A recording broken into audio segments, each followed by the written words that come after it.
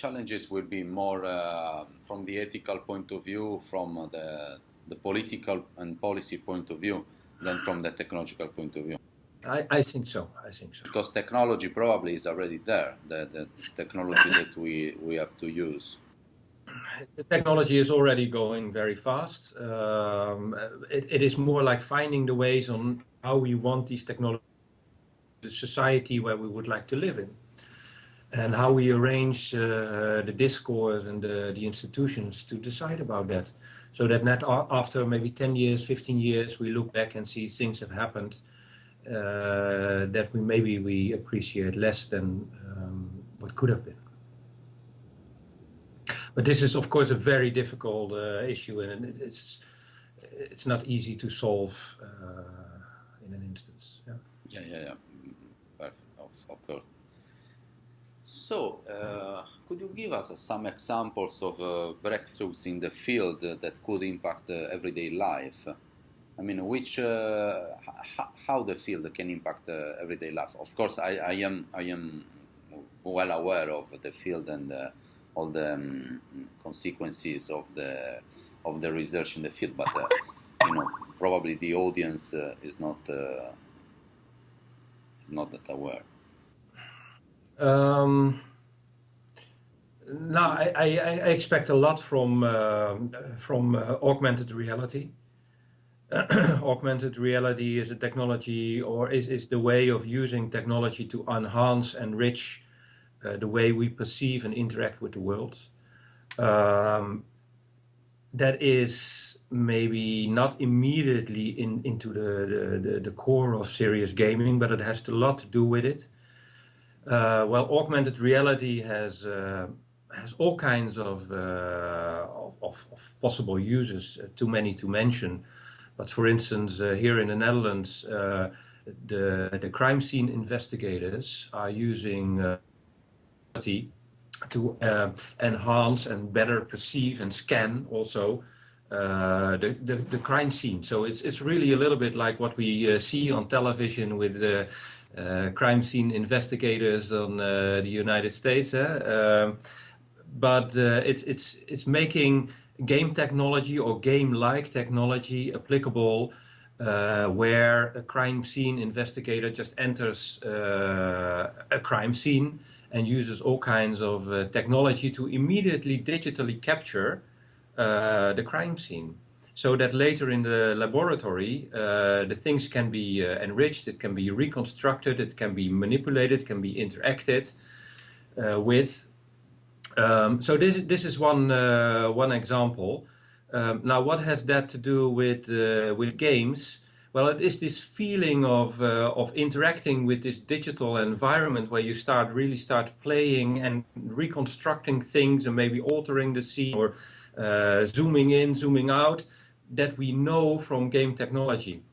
So we're on the one hand using the game technology to reconstruct reality in a digital way, but we also need to look at games to see how we can play with this reality after we have digitally recreated it.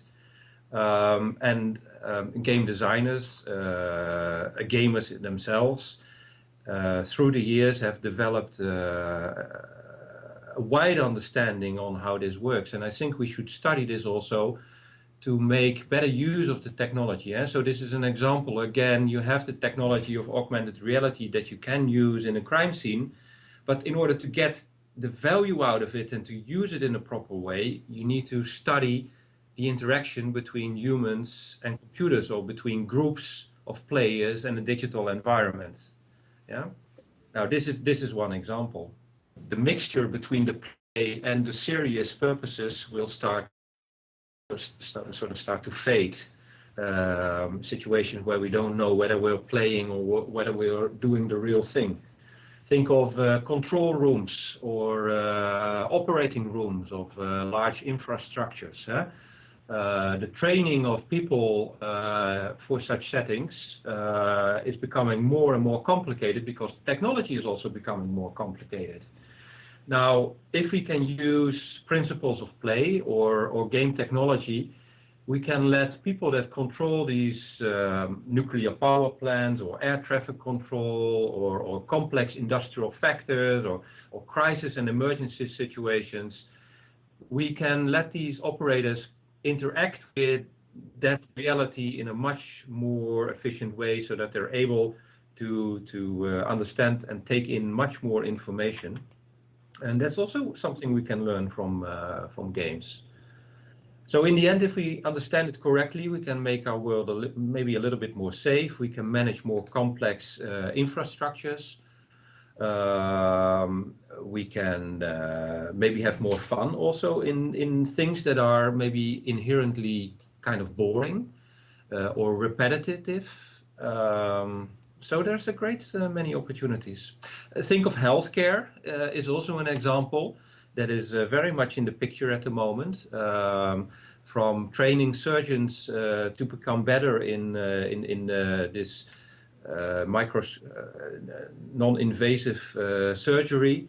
I read about using these helmets from the gaming industry where surgeons can now enter the body in a full 3D mode. So before they, of course, you can have these non-invasive operations where you enter the body with this very small things, but now they can put on a game helmet and can really almost enter the body.